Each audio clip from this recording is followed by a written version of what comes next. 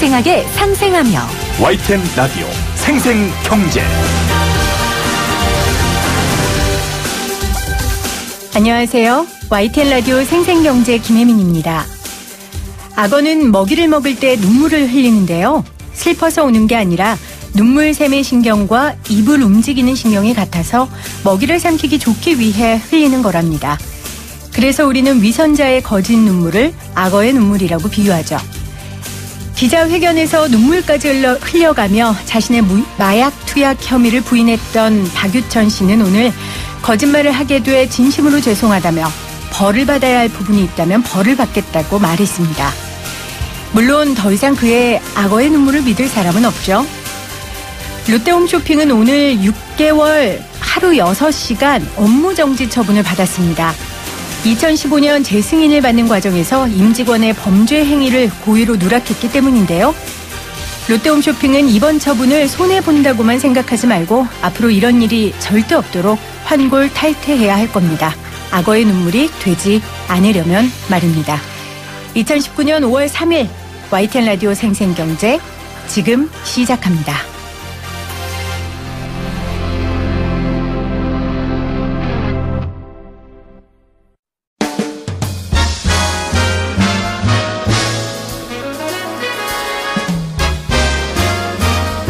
토론 아니고 수다. 신세돈 박성인 교수의 신박 세상. 한 달에 한 번 함께하는 시간입니다. 신박 세상 숙명여대 신세동 교수님, 서울대 박사인 교수님 나오셨어요. 안녕하세요. 네, 안녕하세요. 반갑습니다, 교수님. 네. 저희 지난달에 함께했을 때 나라에 진짜 큰 불이 나서 정말 걱정했었는데 그래도 오늘은 진짜 봄날이 왔네요. 그렇죠? 네. 네. 이팝나무가 진짜 꽃이 많이 폈더라고요. 그러게요. 너무 예뻐요. 그래서 오늘 머리 아픈 경제 이야기 안 하고요. 그냥 오늘 진짜 우리 수다 떨어요. 어때요? 괜찮죠? 네, 좋습니다. 제가 이렇게 두 분과 함께 거의 1년여간 하면서 두 분의 경제 인생 역사도 굉장히 궁금하다. 일단 우리가 교수하면 되게 안정적이고 일단 오랜 시간 공부를 해야 되니까 생계 걱정 없이 공부를 해야 되니까 금수저일 거다. 다들 이렇게 생각하잖아요. 자, 오늘 솔직하게 좀 고백들을 좀 해보세요. 우리 신세동 교수님 무슨 수저예요? 저는 흙수저. 흙수저? 정말로요? 흑수저라고 해야 되겠죠? 왜요? 배경 설명을 좀 해주세요. 금수저는 아니니까. 아버님 뭐 하셨어요? 그러니까 요즘으로 이야기하면 중소기업, 모자 공장을 하셨죠. 그러면은 괜찮은 거 아닙니까? 그 당시만 해도 큰 갭이 아니고. 네. 한 6명, 7명 썼던 데니까. 그러면 흑수저로 일단 대학까지는 가셨잖아요. 갔죠. 그리고, 미국 가서 대학을 마쳤죠. 미국 그 돈 누가 대줬어요? 힘들었죠. 스스로 벌었죠.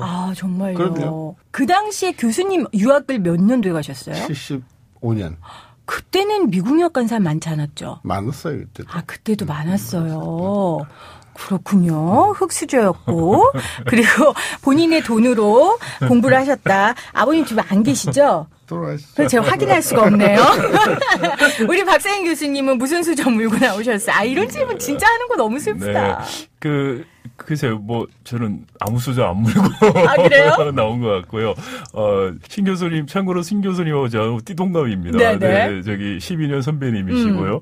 아마 그래서 좀 자랐던 환경이 좀 달랐을 것 같다는 말씀을 일단 드리고. 네. 그래서 아버님 뭐 하셨어요? 네, 저는 아버지도 대학 교수셨습니다. 금수저였네요, 그러면. 금수저는 아니고요. 근데 저희 아버님이 수학을 전공하셨어요. 네. 그래서 수학을 전공하셔서, 제가 이제 문과 쪽으로 이제 대학 교수를 하다 보니까 문과 쪽 교수님들은 프로젝트니 이렇게 해서 이게 월급 외에 수입들이 꽤 있더라고요. 근데 저희 수학하셔서 저희는 그런 걸 전혀 정말 없었고 사남매였고요.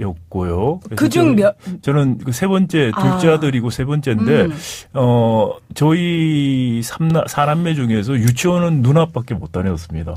그래요? 네, 그래서 저는 유치원을 못 간. 네, 저희 때는 유치원 가는 게 일종의 금수저에.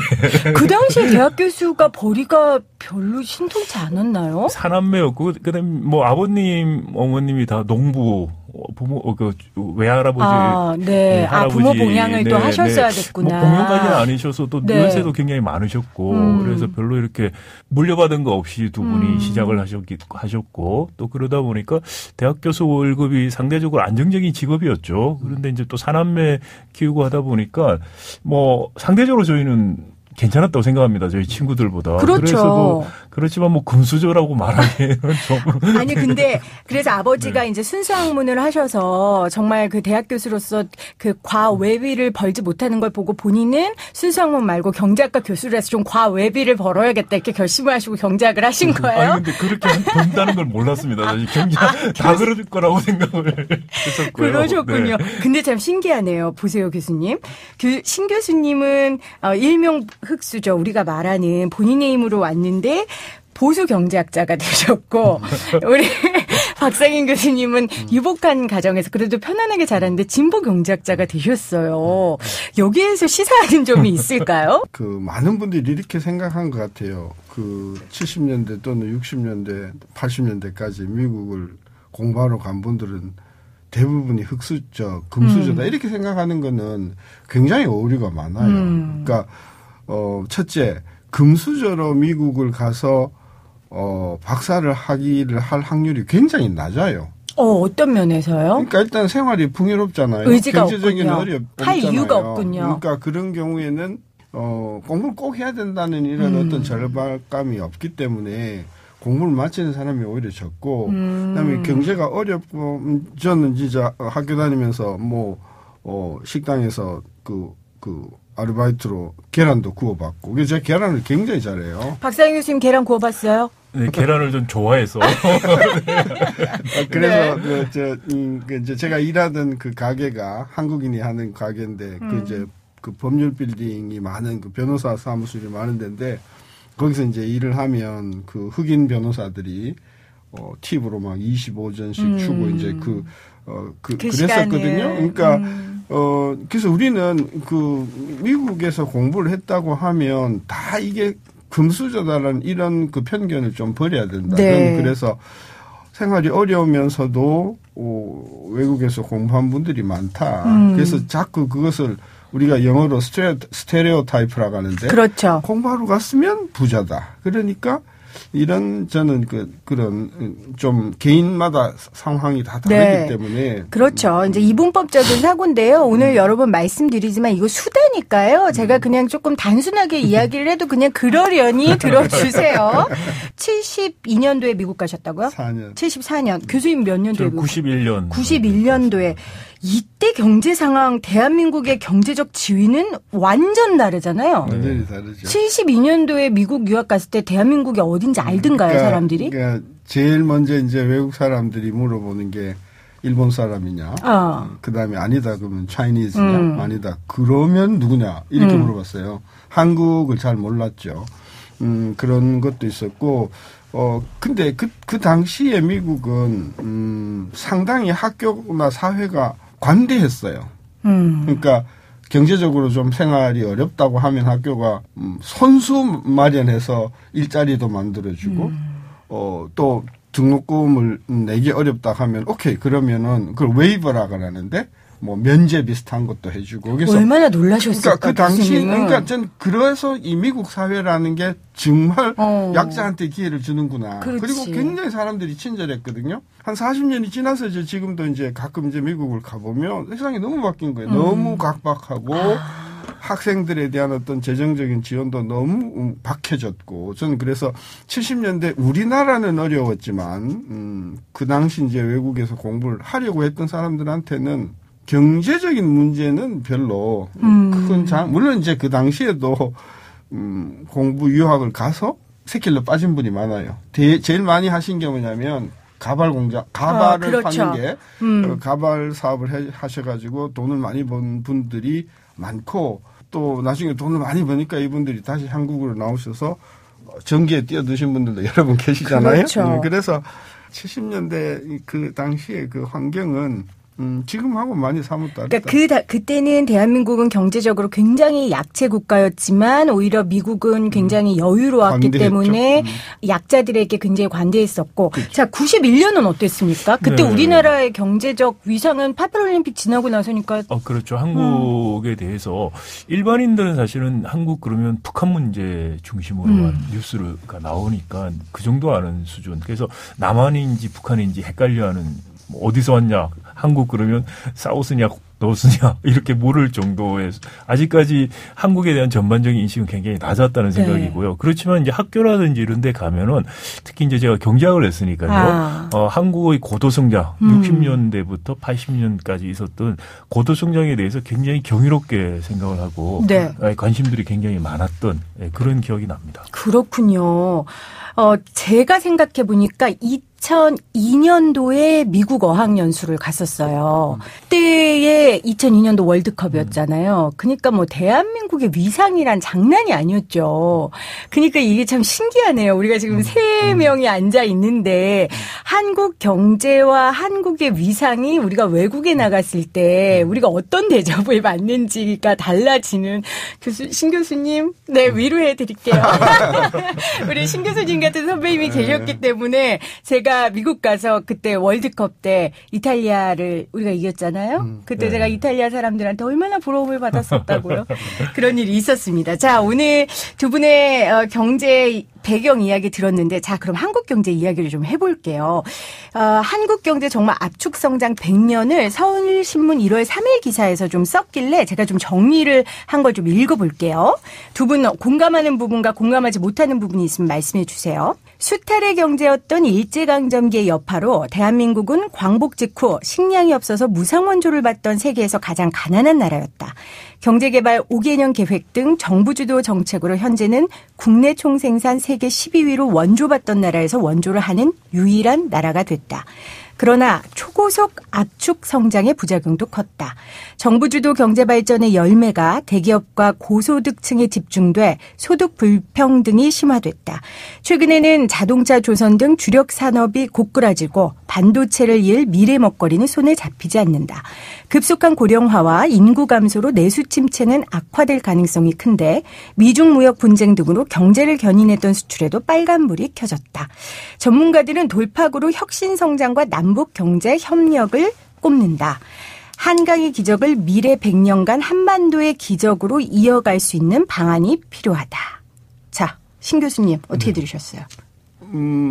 그렇죠. 맞는 말이긴 한데 네. 나는 제가 이제 그 71년도 2년도 대학을 막 들어갔을 때 우리 1인당 소득이 300불, 200불 그 정도. 물론 이제 그때 200불 지금으로 따지면 몇천 불 되겠지만 그런 상황에서 지금 이제 3만 불까지 왔는데 뭐 압축 성장이라고 했는데 저는 지난 30년 동안의 성장에는 전 정신이 없었다고 보는 거죠. 정신이 없었다는 게 무슨 네. 말씀이세요? 그러니까 부자도 그걸 뭐라 그래요? 그냥 졸부가 있고 정말 성숙한 부자가 있잖아요. 근데 우리는 졸부에 가깝다는 거죠.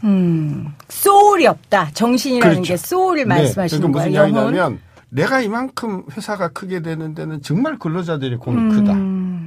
근로자가 없었으면은 나는 설 수 없었다. 이런 인식이 없는 거예요. 그러니까 그 결실을 따는 사람들이 그 결실을 따게 된 원인에 대해서 자만한 것이죠. 자기가 잘나서.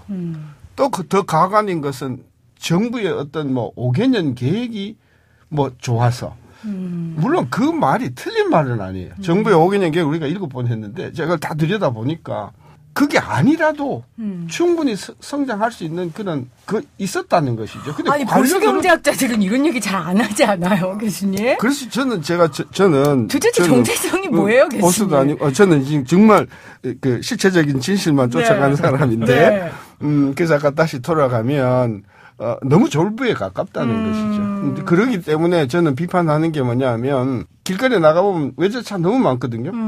외제차 너무 많으면서 지금 현대자동차는 지금 막 공장에 막 쪼그라들고 있잖아요. 그러면서도 본인은 외제차를 타고 다니는 것에 대한 의미를 전혀 모르는 거예요. 지난 한 10몇 년 동안 계속 쌍용 자동차만 샀거든요. 쌍용 자동차가 문제가 많아요. 뭐 문도 잘 안 닫히고 뭐 크락션도 산지 석 달 만에 막 작동 안 하고 뭐 백 밀어도 막 내려오고 그래요. 그러나 나는 내가 한국 사람들의 일자리를 안 챙겨주면 도대체 누가 우리 일자리를 챙겨주냐 그런 생각으로 저는 여태껏 쌍용 자동차를 사왔고 그리고 최근에 쌍용 자동차가 이렇게 잘 팔려서 너무 다행이라고 생각하는데 우리가 부자도 소울이 있는 부자가 있고 소울이 없는 졸부가 있다. 가난해도 가난을 가난으로 보지 않는 그야말로 대쪽 같은 가난함이 있고 정말 비참한 가난함이 있는데 저는 그런 면에서 우리 지난 30년의 성장은 우리 지도층들이 교수를 포함해서 관료들 포함해서 보이지 않는 숨어있는 부분 소위 가치 이런 부분에 대해서 생각을 너무 가볍게 해왔기 때문에 지금 모든 뭐 양극화 문제 이런 것들이 저는 생겨났다고 보고 그렇게 성숙된 부자가 다시 되려면은 한반도의 기적 글쎄요.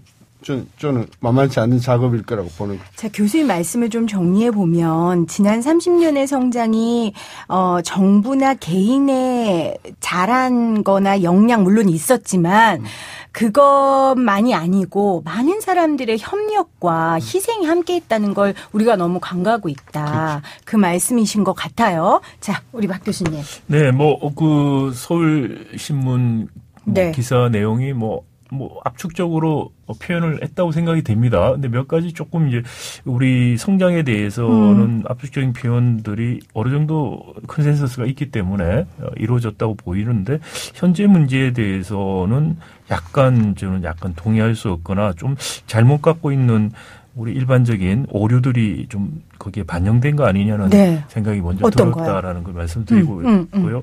먼저 이제 압축 성장 관련해서 한 말씀 드리면은 신 교수님 말씀하신 것처럼 우리가 박정희 개발 제재로 성장을 했는데요. 정부 주도 재벌 중심 발전 전략이었죠. 그래서 정부 관료라든지 또는 재벌 대기업의 경제 성장에 대한 기여 이야기는 많이 합니다. 많은 부분 사실이고요. 그럼에도 불구하고 사실 거기서 숨은 영웅이라고 할 수 있는 게 우리 노동자였다는 거죠. 노동자들의 많은 희생을 바탕으로 해서 가격 경쟁력을 유지하면서 성장할 수 있었다는 것이고 그런 부분들이 좀 재평가되고 제대로 평가될 필요가 있는데 아직까지 좀 부족하다라는 거. 그리고 또 하나는 얼마 전에 노동절이었지 않습니까? 우리가 노동을 존중하는 사회 이런 이야기들 함에도 불구하고 아직까지 노동자를 존중하는 사회는 아닌 것 같아요. 그러니까 노동이라는 것이 사실은 인간이 하는 생산적인 활동이라고 저는 생각합니다. 그러니까 인간을 존중하는 사회는 노동을 존중해야 된다고 생각이 되고요. 노동을 존중하는 것이 인간을 존중하는 거라고 생각이 됩니다. 그런 맥락에서도 노동자 그러면 낮게 생각하시는 분들이 계세요. 저는 교육자이면서도 교육 노동자라고 생각을 합니다. 미국 같은 경우에는 교수 노조도 있거든요.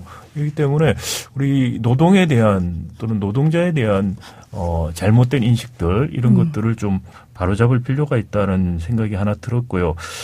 그리고 이제 그 기사 관련해서 현재 문제를 볼 때 기본적으로 이게 정부 주도 재벌 중심 발전 전략이 과거에는 성공적이었는데 그게 결국은 경제 발전을 가져왔지만 경제가 발전함에 의해서 그런 과거의 박정희 개발 체제가 더 이상 작동이 안 된다. 제조업이 고도화가 일어나지 않는다라든지요. 혁신이 더 이상 안 된다든지 사회 양극화가 심화된다라든지 그런 제도적인 구조적인 문제점들을 좀 더 살펴볼 필요가 있었는데 그런 성찰이 좀 부족해 보였다. 그리고 우리가 지속 가능한 포용적 사회로 나가기 위해서도 근본적인 제도적인 개혁들이 필요하다라는 게 부족하다는 거고요. 그다음에 미중 경제 문제 때문에 수출 감소가 있다. 맞는 말이기도 한데 그게 본질적인 문제는 아니라고 생각합니다. 우리 제조업 경쟁력 상실이 가장 본질적인 문제고 제조업의 진화가 단절됨으로 인해서 새로운 성장 동력이 나타나지 않는 데서 생기는 문제다. 그 부분이 좀 간과됐고 이거 이제 미래 먹거리 문제 관련해서 남북 혁신 이야기를 했는데 지금 같은 경제 구조로서는 진정한 혁신형 경제로 갈 수가 없다는 부분도 좀 간과돼 있고 그다음 남북 문제는 우리가 추구해야 될 가치적인 측면에서 맞습니다만 이것이 어떤 통일대박 또는 경협대박 같은 좀 잘못된 환상을 심어줘서는 안 된다. 오히려 경제가 건실해야만이 남북 문제도 견인할 수 있다라는 생각이 필요하다고 보이고요. 그 노동의 가치 이야기를 하셨는데 저 전적으로 동의를 하면서 여기서 말하는 노동이 소위 그 육체 노동자의 노동만 의미해서는 안 된다는 것이죠. 다시 말하면 우리가 노동의 가치를 존중한다는 말 뜻은 예를 들어서 YTN 라디오에서 어떤 작가나 어떤 PD가 굉장히 혁신적인 아이디어를 가지고 있었을 때 그것이 회사에서 아무런 무리 없이 수용이 되고 방송에 반영이 되고 하는 이런 체제.